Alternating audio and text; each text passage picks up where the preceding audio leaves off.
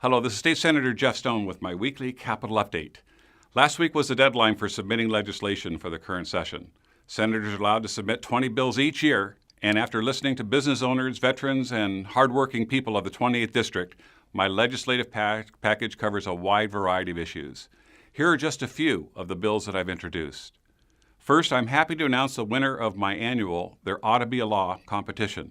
Senate Bill 583, the California Financial Literacy Act, was inspired by Roberto Ortega, a senior at Shadow Hills High School in Indio.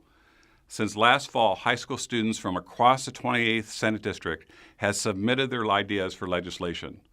While there were many good suggestions, the one bill that stood out to me came from Roberto and will require high school students to be taught the needed financial skills before they graduate.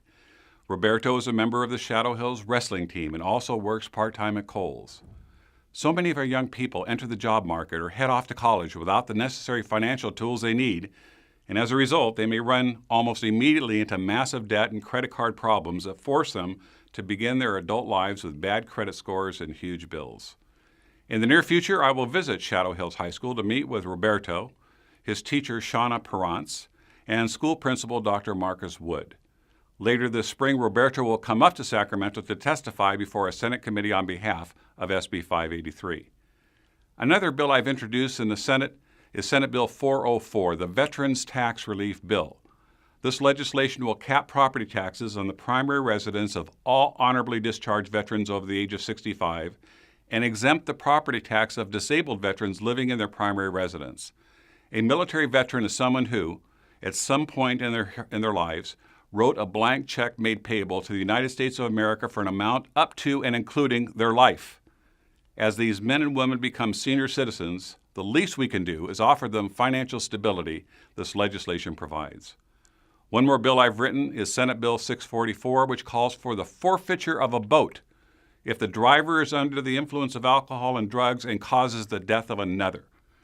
This legislation results from the efforts of the Breslin family of Murrieta. Their daughter Tiffany and a family friend of theirs were killed on the Colorado River in 2008 when they were hit by a drinking boater. The Breslin family formed Tiffany's Gift, a nonprofit organization to raise awareness about the dangers of drinking and boating. Finally, with tax day soon arriving, let me remind you of my bill SB 1416 from last year that became law and allows all Californians to join in the effort to restore the Salton Sea. The new law lets Californians make a voluntary contribution to revive the Salton Sea Fund on their state income tax form. The Salton Sea is on the brink of an ecological disaster that will impact the lives and health and the economy of not just the Coachella Valley and Inland Empire, but all of Southern California. I urge all Californians to make this voluntary contribution. As always, I'd like to hear from you. Visit my website, follow me on Twitter, and like me on Facebook. And thank you for allowing me to represent you here in Sacramento.